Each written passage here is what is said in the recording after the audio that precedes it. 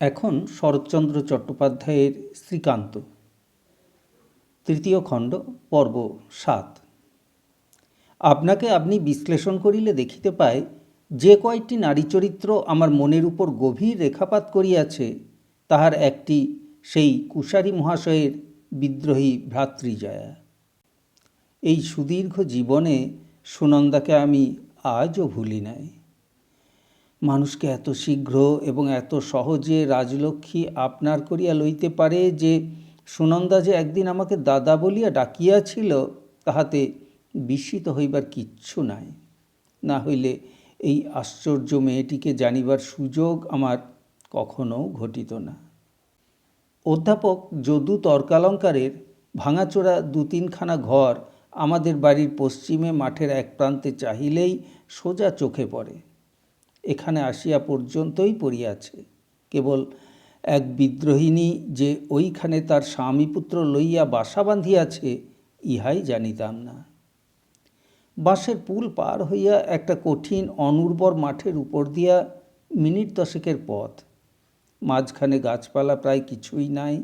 অনেক দূর পর্যন্ত বেশ স্পষ্ট দেখা যায়। আজ সকালে ঘুম ভাঙিয়া উঠিয়া জানালার মধ্য দিয়া যখন ওই জীর্ণ শ্রীহীন ঘরগুলি চোখে পড়িল, তখন অনেকক্ষণ পর্যন্ত এক প্রকার অভূতপূর্ব ব্যথা ও আগ্রহের সহিত চাহিয়া রহিলাম, এবং যে বস্তু অনেক দিন অনেক উপলক্ষে দেখিয়াও বারবার ভুলিয়াছি, সেই কথাই মনে পড়িল যে সংসারে কোনো কিছুরই কেবলমাত্র বাহিরটা দেখিয়া কিছুই বলিবার জো নাই। কে বলিবে ওই পোড়ো বাড়িটা শিয়াল কুকুরের আশ্রয়স্থল নহে? কে অনুমান করিবে ওই কয়খানা ভাঙা ঘরের মধ্যে কুমার, রঘু, শকুন্তলা, মেঘদূতের অধ্যাপনা চলে? হয়তো স্মৃতি ও ন্যায়ের মীমাংসা ও বিচার লইয়া ছাত্র পরিবৃত এক নবীন অধ্যাপক মগ্ন হইয়া থাকেন। কে জানিবে উহারই মধ্যে এই বাংলাদেশের এক তরুণী নারী ধর্ম ও ন্যায়ের মর্যাদা রাখিতে স্বেচ্ছায় অশেষ দুঃখ বহন করিতেছে। দক্ষিণের জানালা দিয়া বাটির মধ্যে দৃষ্টি পড়ায় মনে হইল উঠানের উপর কি যেন একটা হইতেছে। রতন আপত্তি করিতেছে এবং রাজলক্ষ্মী তাহা খণ্ডন করিতেছে, সুতরাং কণ্ঠস্বরটা তাহারই কিছু প্রবল। আমি উঠিয়া বাহিরে আসিয়া দাঁড়াইতেই সে কিছু অপ্রতিভ হইয়া গেল।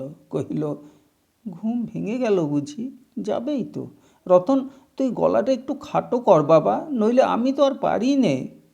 এই প্রকার অনুযোগ এবং অভিযোগ কেবল রতনই একা নয়, বাড়িশুদ্ধ সকলেই আমরা অভ্যস্ত হইয়া গিয়াছিলাম। অতএব সে চুপ করিয়া রহিল, আমিও তেমনি কথা কহিলাম না। দেখিলাম একটা বড় চাঙারিতে চাল, ডাল, ঘি, তেল প্রভৃতি এবং আর একটা ছোট পাত্রে এতজ্জাতীয় নানাবিধ ভোজ্যবস্তু সজ্জিত হইয়াছে। মনে হইল এইগুলির পরিমাণ ও তাহাদিগকে বহন করিবার শক্তি সামর্থ্য প্রসঙ্গেই রতন প্রতিবাদ করিতেছিল। ঠিক তাই। রাজলক্ষ্মী আমাকে মধ্যস্থ মানিয়া বলিল, শোনো এর কথা, এই কটা চাল ডাল বয়ে নিয়ে যেতে পারবে না। এ যে আমি নিয়ে যেতে পারি রে রতন।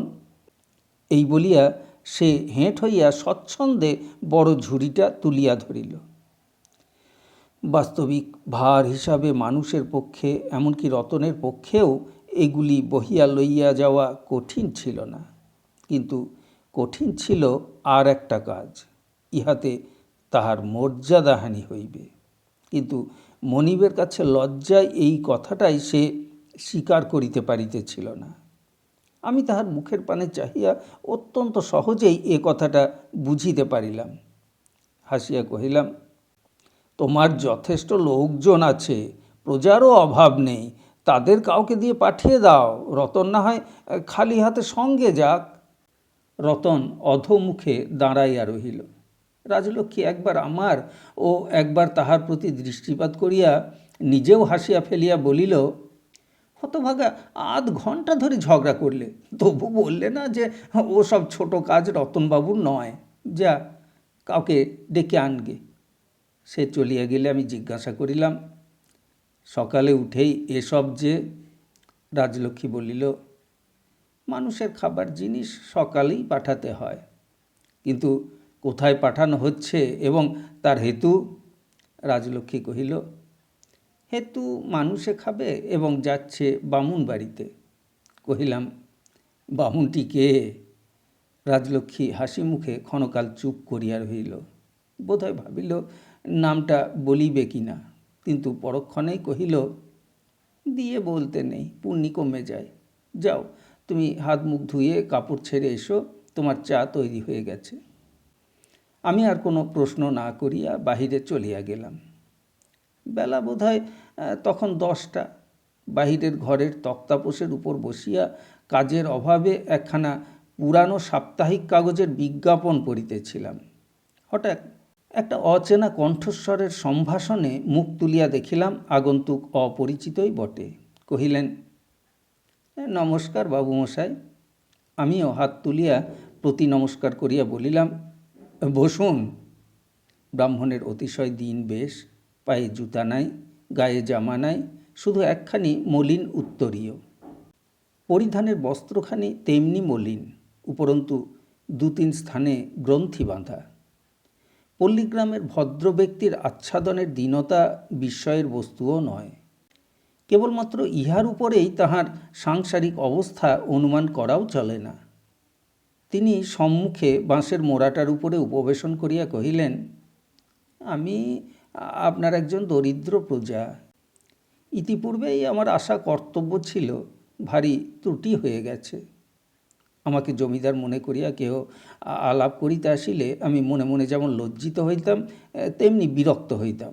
বিশেষত ইহারা যে সকল নিবেদন ও আবেদন লইয়া উপস্থিত হইত এবং যে সকল বদ্ধমূল উৎপাত ও অত্যাচারের প্রতিবিধান প্রার্থনা করিত, তাহাতে আমার কোনো হাতই ছিল না।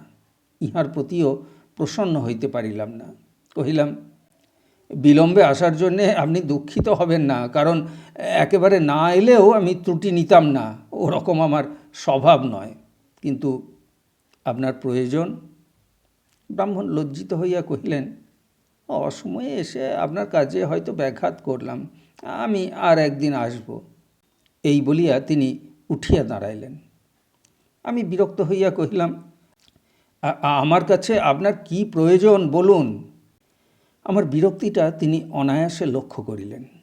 একটু মৌন থাকিয়া শান্তভাবে বলিলেন, আমি সামান্য ব্যক্তি, প্রয়োজনও যৎসামান্য। মা ঠাকুরুন আমাকে স্মরণ করেছেন, হয়তো তাঁর আবশ্যক থাকতে পারে, আমার কিছু নেই। জবাবটা কঠোর কিন্তু সত্য, এবং আমার প্রশ্নের তুলনায় অসঙ্গতও নহে। কিন্তু এখানে আসিয়া পর্যন্ত নাকি এরূপ জবাব শুনাইবার লোক ছিল না। তাই ব্রাহ্মণের প্রত্যুত্তরে কেবল বিস্ময়াপন্ন নয়, সহসা ক্রুদ্ধ হইয়া উঠিলাম।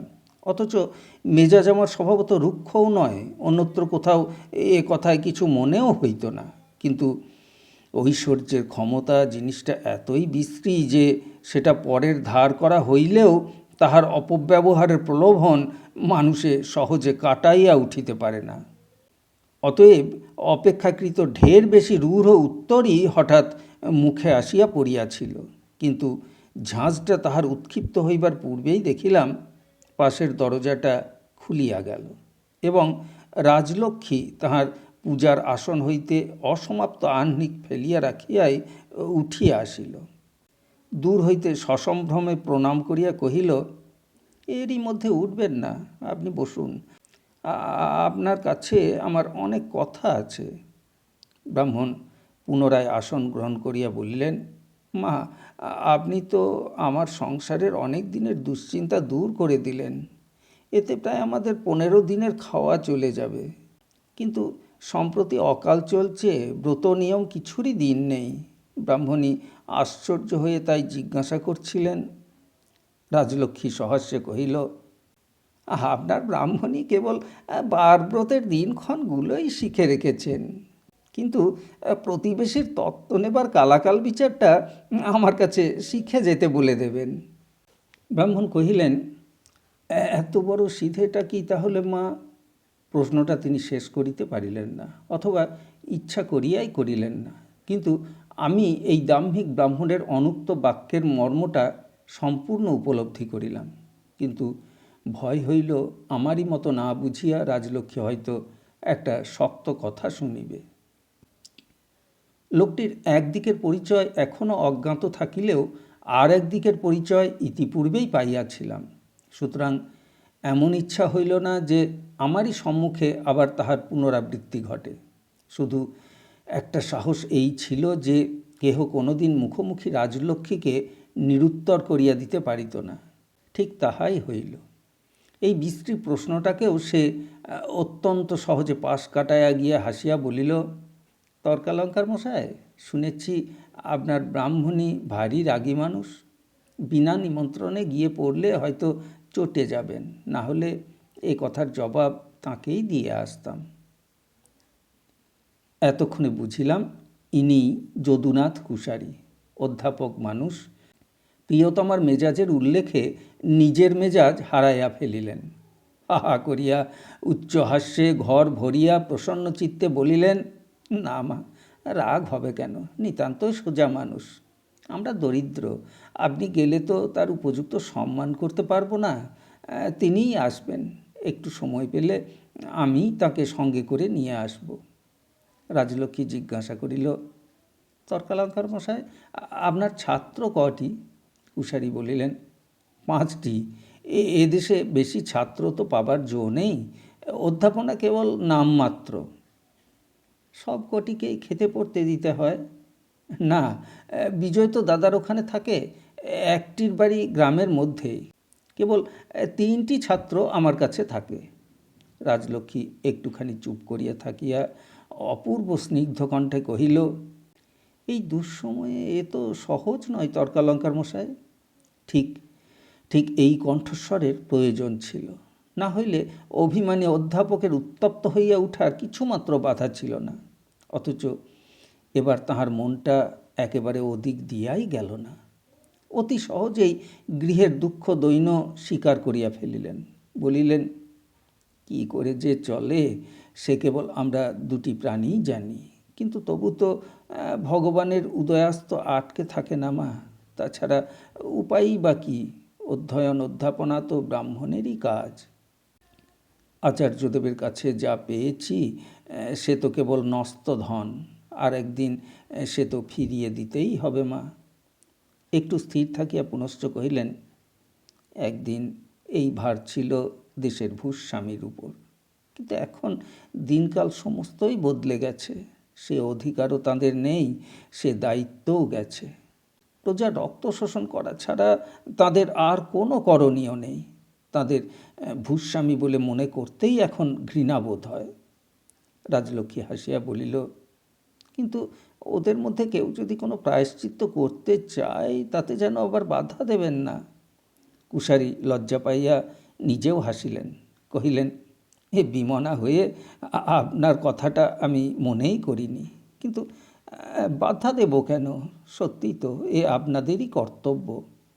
রাজলক্ষ্মী কহিল, আমরা তো পুজো আচ্চা করি, কিন্তু একটা মন্ত্রও হয়তো শুদ্ধ আবৃত্তি করতে পারি না। এও কিন্তু আপনার কর্তব্য, তা স্মরণ করিয়ে দিচ্ছি। কুশারী হাসিয়া বলিলেন, তাই হবে মা। এই বলিয়া তিনি বেলার দিকে চাহিয়া উঠিয়া পড়িলেন। রাজলক্ষ্মী তাহাকে ভূমিষ্ঠ প্রণাম করিল। যাইবার সময় আমিও কোনো মতে একটা নমস্কার সারিয়া লইলাম। তিনি চলিয়া গেলে রাজলক্ষ্মী কহিল, আজ তোমাকে একটু সকাল সকাল নাওয়া খাওয়া সেরে নিতে হবে। কেন বলো তো? দুপুরবেলা একবার সুনন্দার বাড়িতে যেতে হবে। একটু বিস্মিত হইয়া কহিলাম, কিন্তু আমাকে কেন? তোমার বাহন রতন তো আছেই সঙ্গে। রাজলক্ষ্মী মাথা নাড়িয়া বলিল, ও বাহনে আর কুলোবে না। তোমাকে সঙ্গে না নিয়ে আর কোথাও আমি 1 পাও নড়ছি নে। বলিলাম, আচ্ছা তাই হবে।